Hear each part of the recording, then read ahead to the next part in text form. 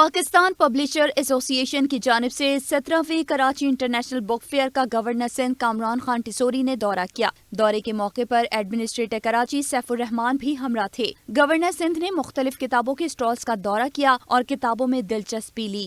Governor Sindh نے media سے گفتگو کرتے ہوئے کہا کہ ایک چھتری کے نیچے 16 سے 17 ممالک کے لوگوں نے حصہ لیا۔ یہاں لوگوں میں کتب بینی کا شوق دیکھ کر خوشی ہوئی۔ یہاں پر مختلف قسم کے لوگوں کو دیکھ کر بڑی خوشی ہوئی کہ یہاں چھوٹے بچے بھی تھے، نوجوان بھی تھے، اساتذہ کرام بھی ملے، اور میں سمجھتا ہوں کہ سب ایک چھتری کے نیچے اتنی بڑی تعداد میں جہاں دنیا بھر سے لوگوں نے آ کے اسٹال لیے ہیں، 16 سے 17 سے ممالک سے زیادہ لوگوں نے یہاں اس میں شرکت کی ہے، اور ایک جگہ پر اتنے سارے، اور پاکستان سے کراچی سے لوگوں نے اس میں شرکت کی۔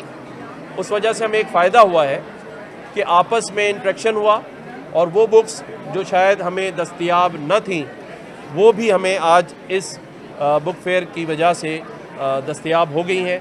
لوگوں نے بڑا بتایا، یہاں پرجوش لوگوں میں بڑا جوش تھا، اور میں سمجھتا ہوں کہ اتنا جوش اور کتاب سے محبت تو یہ ریوائول ہے، ورنہ ہم نے شاید بکس پڑھنا چھوڑ دیا تھا۔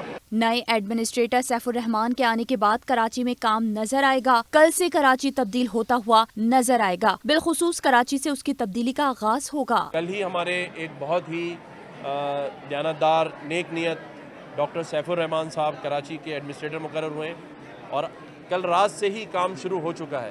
اگر آج آپ جاتے ہوئے دیکھیں گے تو کم از کم شارع فیصل پہ جو آپ کو بیچ میں فٹ پاتھ پہ بدنما قسم کے پودے نظر آتے تھے، کل رات سے اس کی تزئین و آرائش شروع ہو چکی ہے۔ پانی صبح سے ڈل رہا ہے اور خوبصورت قسم کے پودے لگنا شروع ہو جائیں گے۔ میں سمجھتا ہوں کہ شروعات ہے کہ جب خوبصورت پودے لگیں گے، انہی کی طرح خوبصورتی اس پورے شہر کراچی میں ہوگی۔